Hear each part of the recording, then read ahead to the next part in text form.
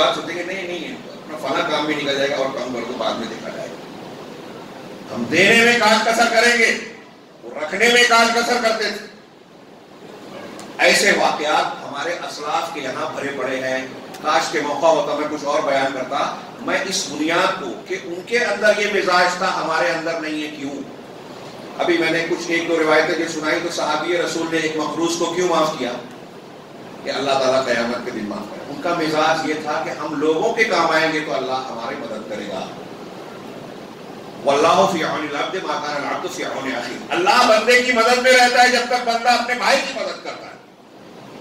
نیکی اللہ کی رضامندی اور رحمت حاصل کرنے کا یہ ذریعہ ہمارے گھروں میں ہے، پڑوس میں ہے، ارد گرد سماج میں ہے.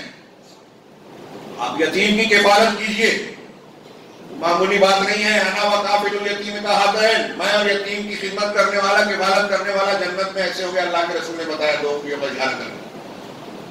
صحابہ کرام یتیموں کی پرورش کرنے کے لیے یتیم خانہ نہیں بناتے تھے کہ وہاں پیسہ چندہ بھیج دو ہمارا کام ختم. اپنے گھروں میں یتیم کو لا کے رکھتے تھے، اپنے بچے سے زیادہ اس کا خیال کرتے تھے کہ یہ ہماری جنت ہے، جنت کا راستہ ہے.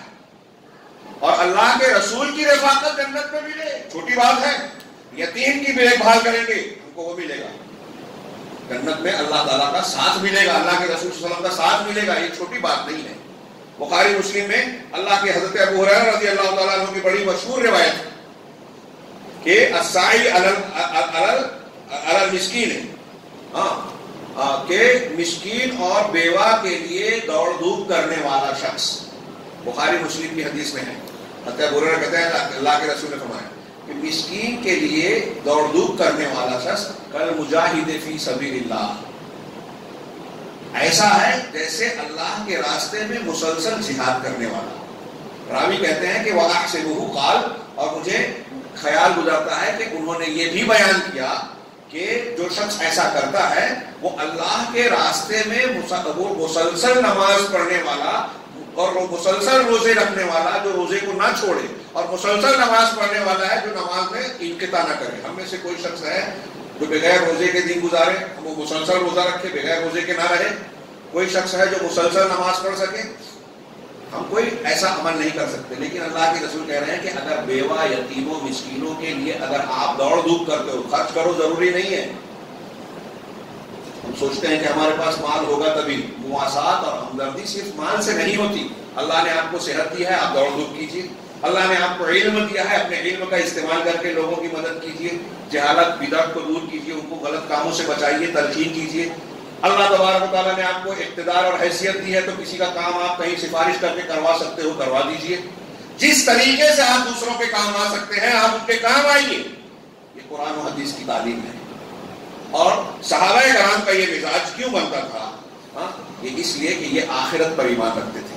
انفاق اللہ کے راستے میں خرچ کرنے کی فضیلت ہے. اللہ تعالیٰ نے جیسے قرآن میں بتایا، مثل الذین ينفقون اموالهم فی سبیل اللہ، جو لوگ اپنے مالوں کو اللہ کے راستے میں خرچ کرتے ہیں، کمثل حبہ، اس کی مثال ایک دانے کی طرح ہے.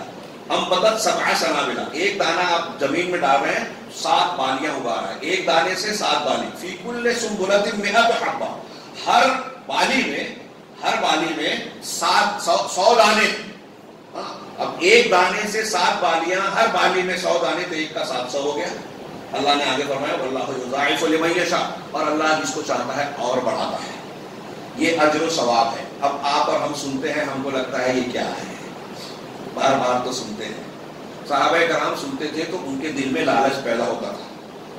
جب خرچ کا موقع آیا، رمضان کا موقع آیا، اللہ کے رسول نے بتایا کہ جو ایک روزے دار کو افطار کرے گا اس کو روزے کا ثواب ملے گا. تو غریب آدمی بھی ڈھونڈتا تھا. اللہ کے رسول سے آ کے کہتا تھا میرے پاس تو کچھ ہے نہیں، ثواب کیسے پاؤں؟ کہا ایک کھجور سے بھی کرا دو تو چل جائے، ایک گھونٹ پانی بھی پیش کر دو تو تم کو روزے کا ثواب مل جائے گا. وہ بے چین ہو جاتے تھے کہ کہاں سے خرچ کرے، کہاں سے پائیں فضیلت کو. اللہ کے رسول نے اعلان کیا تبوک میں، تو کوئی شخص جو ہے وہ رات میں جا کے محنت مزدوری کر رہا ہے. محنت مزدوری کر کے جو صبح میں جو مزدوری ملی پوری کھجور لا کے پیش کر دی. آدھی گھر لے گئے، آدھی چھوڑ دیا. ایک ساتھ 2 سا میں ایک سا گھر، ایک سا یہاں. حضرت بکر نے پورا گھر کا اثاثہ لا کے پیش کر دیا. عمر فاروق نے آدھا گھر پیش کر دیا. عثمان غنی نے 200 گھوڑے، 200 اونٹ، مہا ساز و سامان دیے. عبد الرحمن بن عوف اور بعض صحابہ نے ہزاروں کلو کھجور، کئی سواریاں، کافی سونا دیا. ان کے یہاں معاملہ یہ تھا کہ یہ نیکی کا، اللہ تبارک و تعالیٰ سے جنت لینے کا موسم آیا ہے تو اس کو زیادہ سے زیادہ استعمال کیا جائے. اب ان کا یہ مزاج تھا. کیوں ہمارا یہ مزاج بنتا جا رہا ہے کہ دنیا کے پیچھے بھاگے ہیں، دنیا کمائیں، دنیا کی لذت کی چیزیں، ہماری عورتیں، ہمارے بچے، اچھے سے اچھا موبائل ہو، گھر میں ٹی وی ہو، فریج ہو، فنا ہو، ڈبا ہو. جنت کی خواہش سے زیادہ یہ دنیا کے اسباب کی خواہش ہمارے یہاں. اس کا علاج کرنے کے لیے کاش کے وقت ہوتا میں 2-4 آیتیں پڑھ رہا ہوں کہ صحابہ کا مزاج کیا تھا، اور ہمیں بھی اسی مزاج کو بنانے کی ضرورت ہے. اور رمضان سے بہتر اس کی تربیت کا کوئی موقع نہیں ہے. مال کی محبت کی بجائے ہم آخرت کو سمجھیں. کیوں صحابہ کرام کیا پاگل تھے؟ 1 لاکھ آ رہا ہے، دوپہر تک اس کو بانٹ دیا.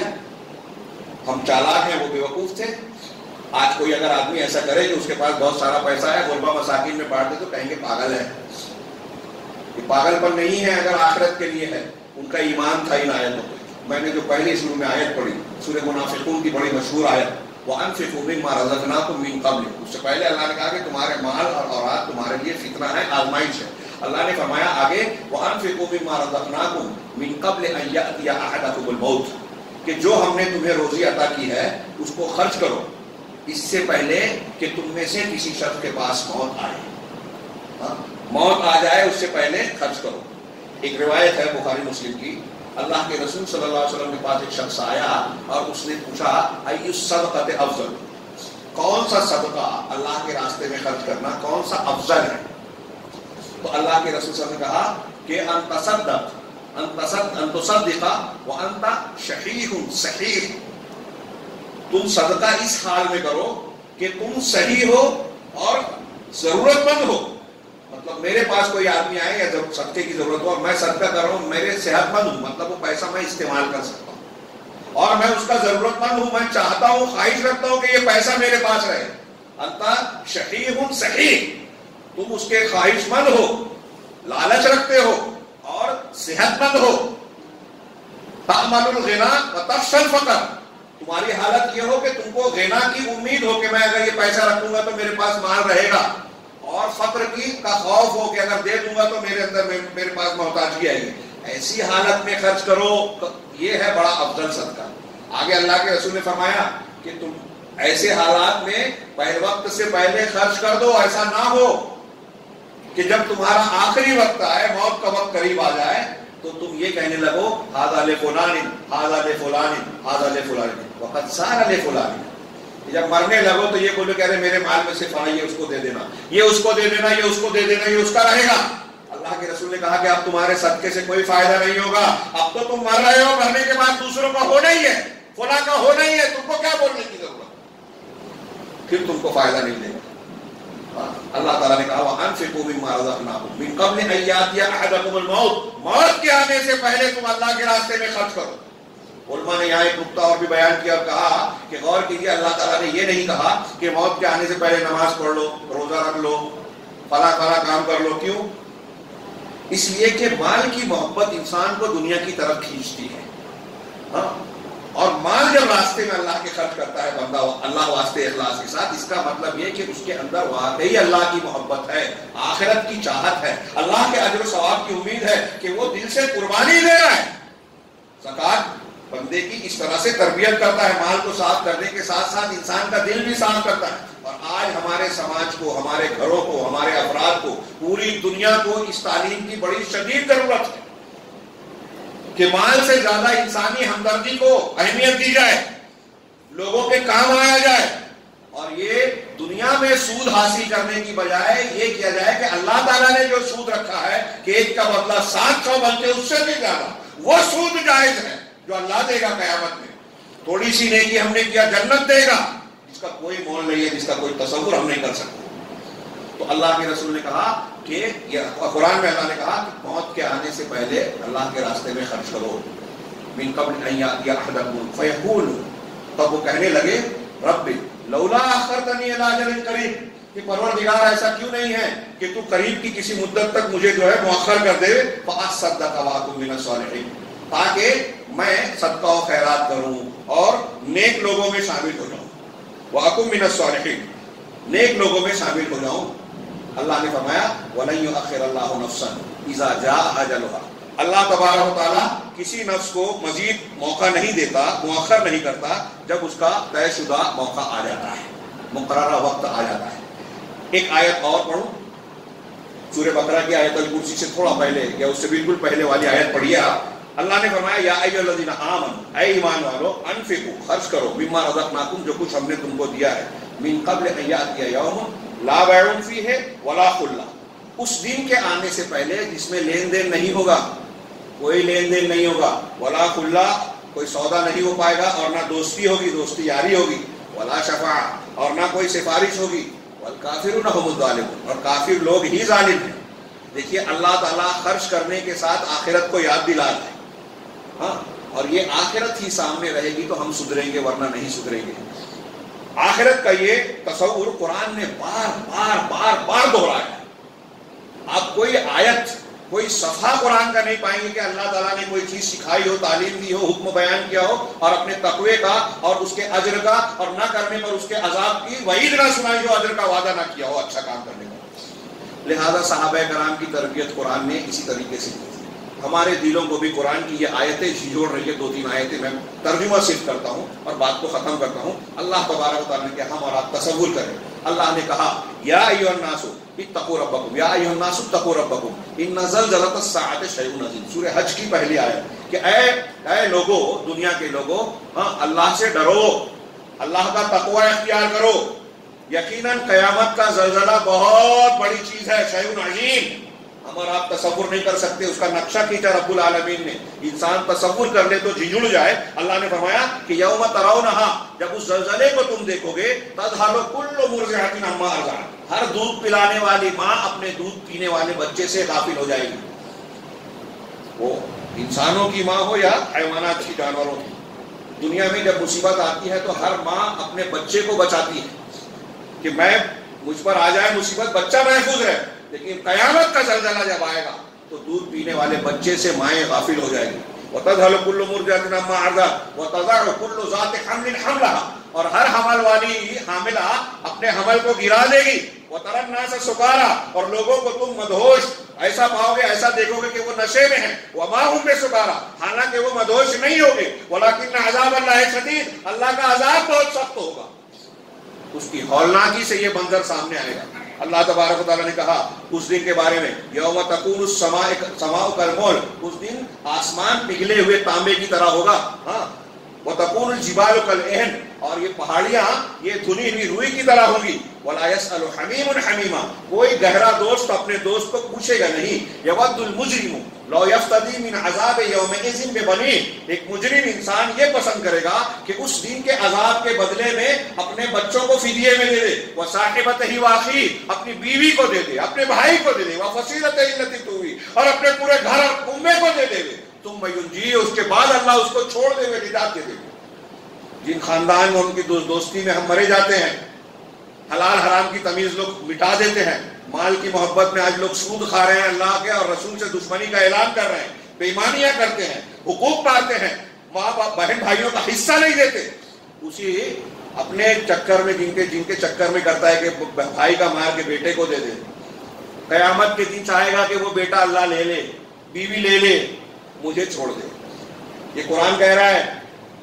कल्ला, अल्लाह ने कहा ऐसा हरगिज नहीं होगा। इन्नहा लदा, ये जहन्नम की आग जो है ना, एक शोला है, लपट है बड़ी, नज़्ज़ाअतन लिश्शवा, चमड़ियों को झुलसा देने वाली है, उधेड़ देने वाली है।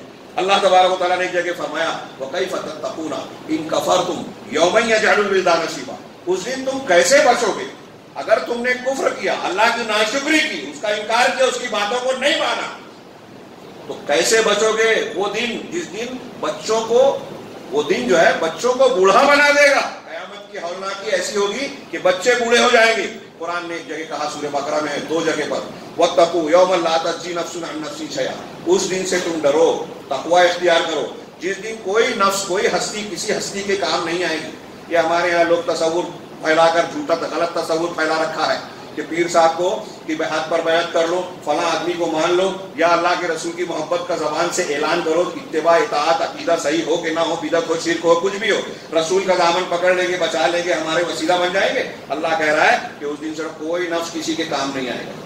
اس حدیث کو یاد کیجئے، موقع نہیں ہے، جس میں اللہ کے رسول صلی اللہ علیہ وسلم نے اپنے قریبی رشتہ داروں کو خطاب کر کے کہا، اے عباس چچا، اے صفیہ میری پھوپھی، اے فلاں اے فلاں، آخر میں کہا اے فاطمہ بنت محمد سلیلی من مال ما شئت، میرے مال سے جو چاہتی ہے مانگ لے، لا اغنی عنک من اللہ شیئا، قیامت کے دن اللہ کے سامنے میں تیرے کام نہیں آؤں گا۔ اپنی سگی بیٹی سے کہہ رہے ہیں، جنت کی عورتوں کی سردار سے، رسولوں کا سردار کہہ رہا ہے کام نہیں آؤں گا۔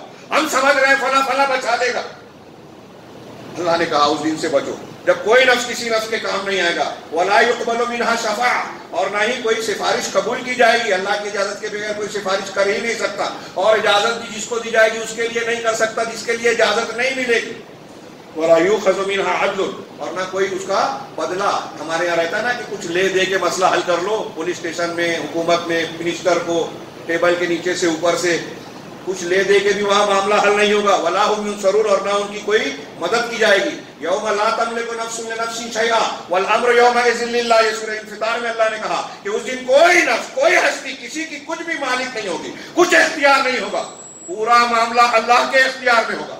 اتنی زیادہ نفسی نفسی کا عالم ہوگا، انبیاء کہیں گے نفسی نفسی نفسی، اور آدمی کا فَإِذَا جَاءَتِ السَّاعَةُ، آپ ہر دم سنتے ہیں اور یہ سنتے رہنا چاہیے، دہراتے رہنا چاہیے، کبھی نہیں بھولنا چاہیے کہ قیامت کا دن کون سا ہولناک دن ہوگا۔ فَإِذَا جَاءَتِ السَّاعَةُ، جب یہ چیخ آ جائے گی، یوم یفر المرء من اخیہ، اس دن آدمی اپنے سگے بھائی سے بھاگے گا، وَأُمِّهِ وَأَبِيهِ، اپنی ماں سے باپ سے بھاگے گا، وَصَاحِبَتِهِ وَبَنِيهِ، اپنی بیوی اور بچوں سے بھاگے گا، لِكُلِّ امْرِئٍ مِّنْهُمْ يَوْمَئِذٍ شَأْنٌ يُغْنِيهِ، ہر آدمی کی ایسی حالت ہوگی کہ دوسرے سے بے نیاز اور غافل ہوگا، بھاگے گا۔ کیسا سخت منظر ہوگا۔ اللہ نے فرمایا الاخلاء یومئذ بعضهم لبعض عدو الا المتقون، کہ گہرے دوست متقیوں کے علاوہ دنیا کے گہرے دوست قیامت کے دن ایک دوسرے کے دشمن بن جائیں گے۔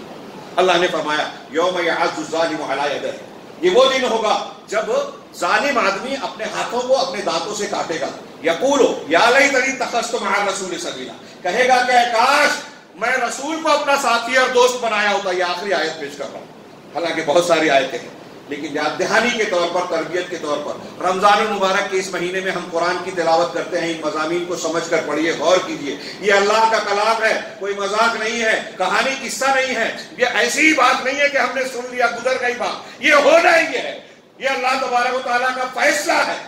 اللہ نے فرمایا، جو آخری آیت پڑھو، یوم یعض الظالم، ظالم آدمی اپنے دانتوں سے اپنے ہاتھ کاٹے گا، علی یدہ یقول یا لیتنی اتخذت مع الرسول سبیلا، وہ کہے گا کہ کاش میں رسول کو اپنا دوست بنایا ہوتا، ان کے راستے پر چلا ہوتا۔ میں اس کی تشریح کرتے ہوئے کہتا ہوں، لوگ برا نہ مانیں، لیکن حقیقت میں لمبی چوڑی بات کا وہ مختصر سا جواب ہے، تشریح ہے کہ کاش میں اہل حدیث ہوتا۔ وہ کہے گا اہل حدیث کا مطلب مسلکی یا فرقہ بندی کے طور پہ نہیں، قرآن حدیث پہ چلنے والا، قرآن حدیث کو ماننے والا، میرا عقیدہ، میرا منہج، میرا دین رسول کے طریقے پر ہوتا۔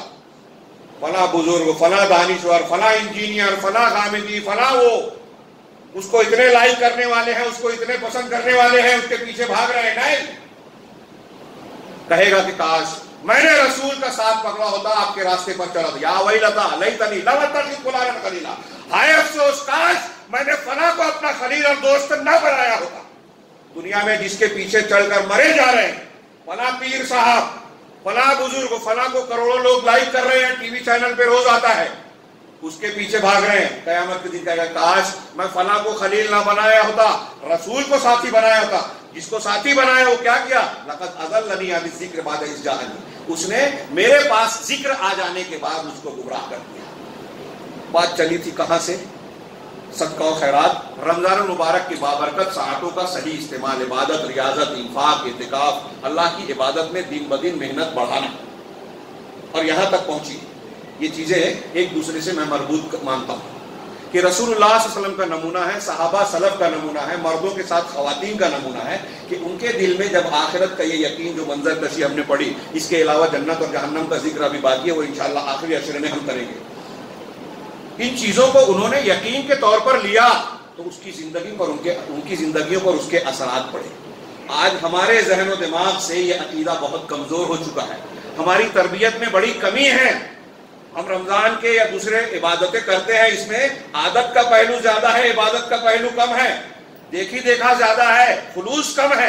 یہ جو میں کہہ رہا ہوں اس کی دلیل یہ ہے کہ ہمارے سماج اور معاشرے میں جو برائیاں ہیں، حرام خوری ہے، دھوکہ دہی ہے، دشمنیاں ہیں، ایک دوسرے سے ہمارے دل کٹے ہوئے ہیں، بیوی بچے، بھائی بہن اور شوہر بیوی ایک دوسرے سے کچھ نہ کچھ حق تلفیاں کرتے ہیں، خیانتیں کرتے ہیں، حق ادا نہیں کرتے. یہ ساری برائیاں اس بات پر دلالت کرتی ہیں کہ ہم اللہ تبارک و تعالیٰ کے ان وعیدوں پر، قیامت کے ان مناظر پر یقین نہیں رکھتے. اگر قیامت کے ان مناظر پر یقین رکھیں گے تو صحابہ کرام کی طرح ہو جائیں گے. آخری قول حضرت حسن بصری کہتے ہیں کہ ایک مومن کی حالت اور ایک منافق کی حالت میں کیا فرق ہوتا ہے. مومن، حضرت حسن کہتے ہیں کہ مومن آدمی نیکیاں کرنے کے باوجود ڈرتا رہتا ہے کہ کہیں ایسا تو نہیں اللہ رد کر دے، نیکیاں کر کے بھی ڈرتا ہے. اور منافق آدمی گناہ کا کام کرتا ہے اور مطمئن رہتا ہے کہ میں بچا ہوں گا. یہ فرق کہاں سے آتا ہے؟ اسی ایمان کی بنیاد پر. رمضان کے ان فضیلت والے دنوں میں آپ اور ہم ان دین کی ان حقائق کو سمجھیں. ہمیں مرنا ہے. میں نے جو آیت پڑھی کہ موت آنے سے پہلے خرچ کریں، سوچئے اس وقت کی قیمت کو اندازہ لگائیے. وہ اس وقت مرنے والا یہ کہے گا کہ اللہ میری موت کو تھوڑا سا ٹال دے، تھوڑا سا ٹال دے. اپنے آپ کو وہاں رکھیے، دوسروں کو نہیں کہ میں مر رہا ہوں، میری موت کا وقت آ گیا. تھوڑی دیر کے لیے سوچیے میں مر رہا ہوں. اب اس وقت آپ کو ابھی پتہ چل جائے کہ مرنے والا ہوں تو آپ کیا کیا کرنا چاہیں گے؟ کیا کیا کرنا چاہیں گے کہ مرنے سے پہلے میں یہ کر لوں، یہ کر لوں، یہ کر لوں. کچھ آئے گا خیال؟ ابھی سوچیے. اور اللہ نے منظر کشی کی کہ موت کا جب وقت آئے گا اور بندہ یہ کہے گا کہ مجھ کو تھوڑا سا ٹائم دے دے اور موت کو پیچھے کر دے، تو اللہ کہے گا وَلَن يُؤَخِّرَ اللَّهُ نَفْسًا إِذَا جَاءَ أَجَلُهَا. جب وقت مقررہ آ جاتا ہے تو اللہ کسی نفس کو، کسی جان کو مؤخر نہیں کرتا. کسی کو ایک لمحہ بھی جو مقررہ سانس ہے اس میں اضافہ نہیں کرتا. اب یہاں سوچئے وقت کی کتنی اہمیت ہے. یہ وقت جو ہم کو زندگی کی شکل میں ملا ہے، اور یہ وقت جو رمضان المبارک کی قیمتی اور انتہائی زبردست ساعتوں کی شکل میں ملا ہے، یہ ہمارا اور آپ کے لیے سب سے بڑی نعمت ہے. اس کا صحیح استعمال کریں. اللہ تبارک و تعالیٰ نے گناہ گاروں کے لیے، کافروں کے لیے، سرکشوں کے لیے انتہائی شدید اور ہولناک عذاب تیار کر رکھا ہے. لیکن اللہ عذاب ہمیں دینا نہیں چاہتا. ہم خود اگر عذاب کی طرف لپکیں تو کیا کریں؟ اللہ نے فرمایا لا ما يفعل الله بعذابكم ان شكرتم وآمنتم. اللہ تم کو عذاب دے کر کیا کرے گا اگر تم شکر گزار بن جاؤ اور ایمان والے بن جاؤ. اللہ تعالیٰ سے دعا ہے کہ وہ ہمیں شکر گزار اور ایمان والے بندوں میں شامل کرے. رمضان المبارک کی مبارک ساعتوں میں پروردگار اس کی فضیلتوں کو اپنے دامن میں سمیٹنے کی ہمیں توفیق عطا فرمائے، اور اس ماہ مبارک میں ان خوش نصیب لوگوں میں ہمیں شامل فرمائے جن کو اللہ تبارک تعالیٰ جہنم سے آزادی عطا فرماتا ہے. اقول قولی ھذا واستغفر اللہ لکم ولسائر المسلمین. بارک اللہ لنا ولکم فی القرآن المجید ونفعنا وإیاکم بالآیات والذکر الحکیم انہ تعالی جواد کریم علیکم.